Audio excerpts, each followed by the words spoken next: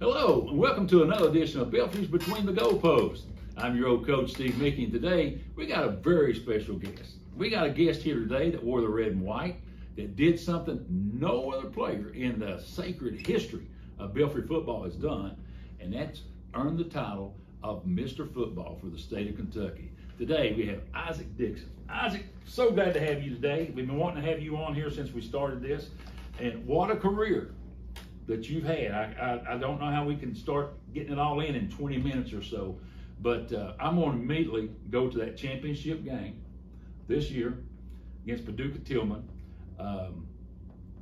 What was your mindset going into that game?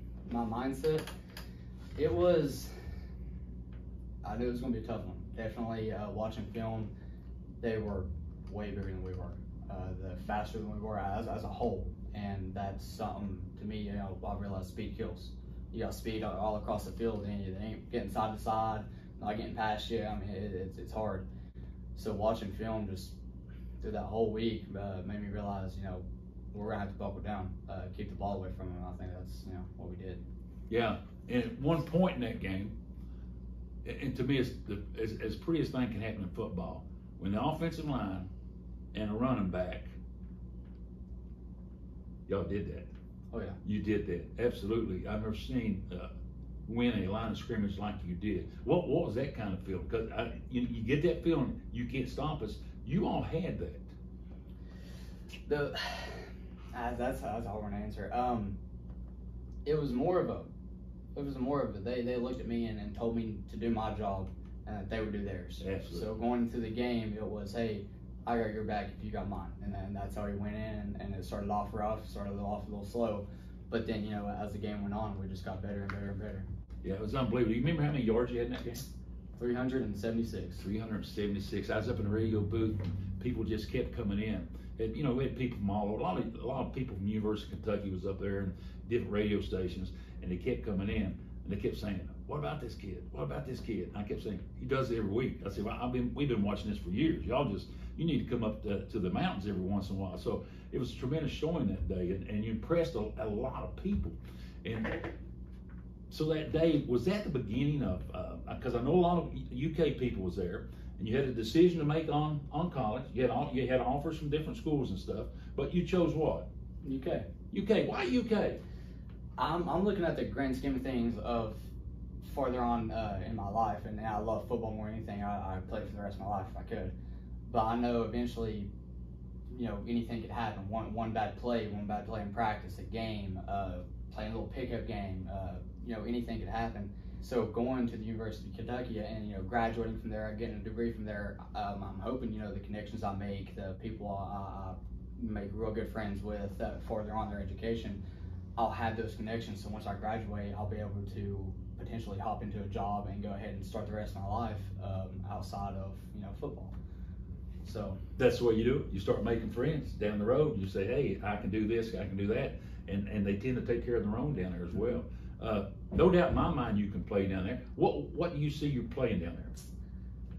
Well, I got recruited as a running back. So compared to the other running backs they have, and looking at their slots and stuff, I feel like I'm more of a slot player.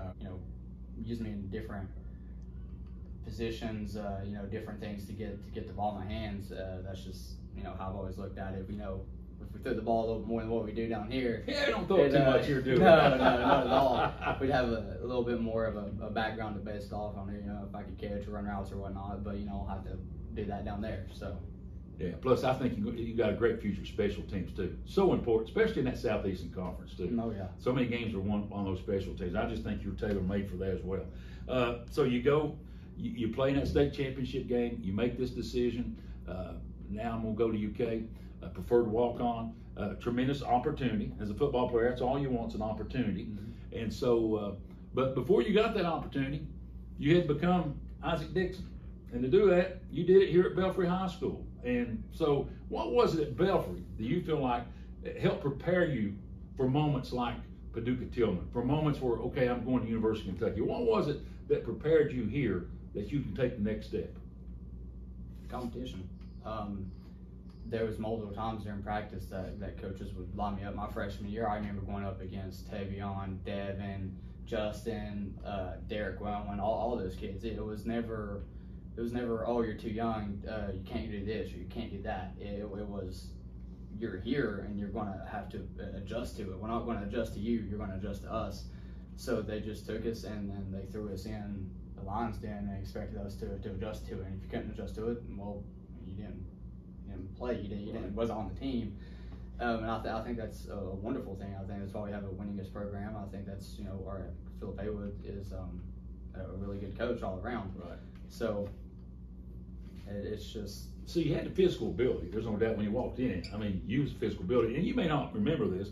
I was walking on the track one winter. The snow was flying. You was out there without a shirt on. I never could figure that out. You was working on your starts. You didn't know me at the time, and I walked by to you and I said, "There's no finish line." You looked at me and I said, "I think you understand what I was talking about. You never get to the point where you're finished, are you?" No, absolutely not. The day you get your mind, you're done, and you're finished, is you're defeated. There's always something to learn new, even if it isn't what you're caring about, or even if it isn't, for me, example for football, even if it's about football, there's more things I can learn about every single day. So mental toughness. Physically, you had the tools. How much tougher mentally did you have to become? A whole bunch. Coming in my freshman year, I wasn't competitive. I didn't know how to compete. I didn't know exactly what it took to really get to the position I wanted to. So my freshman year compared to now is unbelievable. That's just throughout the years that I've been taught. So when these young kids come in, the 8th grade class at the middle school, they come in this year to the high school. They have to realize that they're going to be taken care of, correct? Oh yeah, they'll be taken care of, but they have to show they want it as well. They can't just come in and expect to be taken care of without giving something. Right. So if they want to play, this is the place to come because they'll get the opportunity. Absolutely, everybody does. Yes. At least, even if it's one chance, and sometimes that's all you get, but you got to be ready for that one chance that does come. Right. It may not be the freshman year, it may not be sophomore. Then all of a sudden, junior year, you walk out there, boom, it's my time, and you better be ready, right? Mental toughness, we touched on that. How tough is it to start a season 0-5 at Belfry High School? They won a game, lose 5 games. It destroys you mentally. I've said this over and over and over. Me and Coach Haywood have talked multiple times, and one time I looked down, I was like, "Coach, this ain't right. This don't feel right. It's mentally messing with me." Me and him both sit down. Neither one of us has ever went 0-5 in a season. It's something if you've never done, then it messes with you, and overcoming that is one of the hardest things ever. Just because you get that one victory and then it skyrockets. That's it. You just got to get over that little milestone. That's what it is. You're climbing a hill and you're climbing it, no matter how hard it is. Once you reach the top, you feel good. And you got another hill. You got to keep going. But just getting over that first one is that's tough. One year we started 0-3, and I thought the world had ended. I said, "Oh my, how are we going to do this?" And in that radio booth, 0-1, we lose 2, 3, 4, 5. But I always thought back on this, and you'll understand this. Coach Haywood's philosophy, and I heard it since he came here. It's just get a little bit better every day. We don't worry about the scoreboard around here, do we? No. We just get a little bit better. How did that philosophy work into that 0-5 start? I've heard him say it for all the years I've been here, but this year specifically, it was every single day he reminded us, because he knew that it was taking a mental toll on us. But he just told us every single day that all it takes is that much. By the end of the week, you're that much better. By the next end of the week, you're that much better, and it grows and grows and grows. So by week 6, we were getting that much better each week. Getting closer. So we were ready at that point. I bet you didn't realize at the time 0-5, you climbed that first little hump. Okay, 1-5, 2-5, 3-5. Did you feel yourself in that locker room, in that huddle, starting to get very, very close as a football team? Absolutely. It started getting to the point to where none of us wanted to lose. We all, no one wants to lose anyways, but it really became personal to every single one of us, because that just hurts anyone's pride, ego, anything.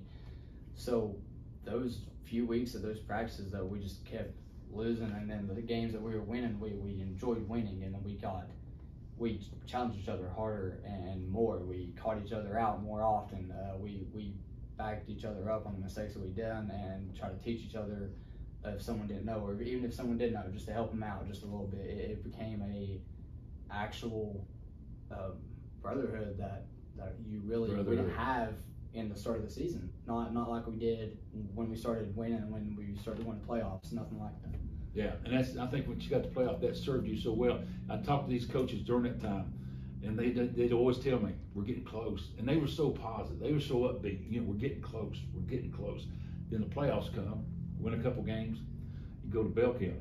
Now, Belfry has a lot of history in Bell County. Bell County, Belfry, I don't care where you play, it's a big one. Mm-hmm. What was that like to play in that game? See, I've never got to play Bell County. Log Mountain is what they call it. Right. And from all I know, it was either 1 or 2 wins total that they've ever won up there. And going into it, it was all this talk about, oh man, it's hard to win up there. It's this and that. It's a different environment and everything.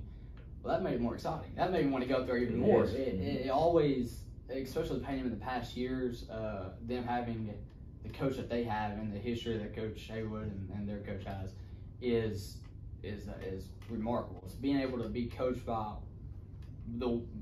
coached by one and playing against the other. Absolutely. It's going to be a showdown. It's going to be tough. Even if they don't have the greatest skill, or even if they do, it's going to be a tough game. And getting to go up there on their home field during a playoff game, and it felt amazing.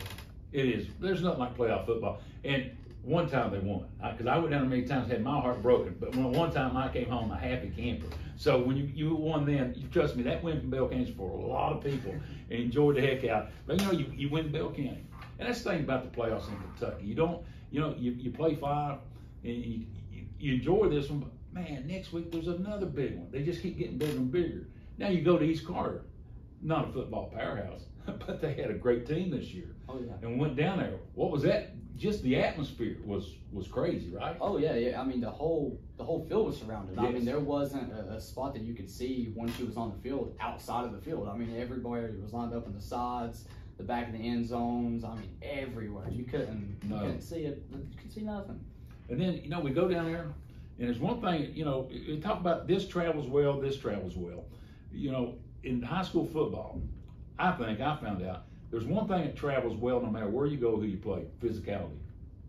And I think we went to East Carter and we said, okay, we're going to play some football right now. You line up. This is what we're going to do. We're going to play just like inside of a little 2-yard space here. Whoever wins this line of scrimmage is going to go on and play for the state championship the next week. And that one, was that a physical ball game? Yeah, I mean, every game that you go into is a physical ball game. I'll give it. It was physical, but I hate to say this. I'd say this about any team, and they were a really good team, really good quarterback, really good running back.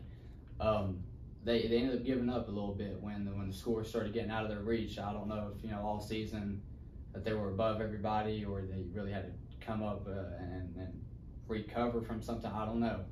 But after a little bit, they ended up settling down a little bit, and I think that's one reason that they started settling, was because we were more physical than them. Absolutely. They couldn't do anything with us. Yeah. So not too many teams can stay with Belfry at that level in third and fourth quarter, because we're still coming at you. We're still going to punch you in the mouth, and I think that's what you all did. I think basically they said we've had enough. We've never played this before. We've had enough. And I think that's one of the biggest wins, around here in a long time, because where you came from, 0-5. And now you're in the state semifinals. You win that one. We've talked about, we're going to Kroger Field. There's no feeling like going to Kroger Field, is there? No, not at all.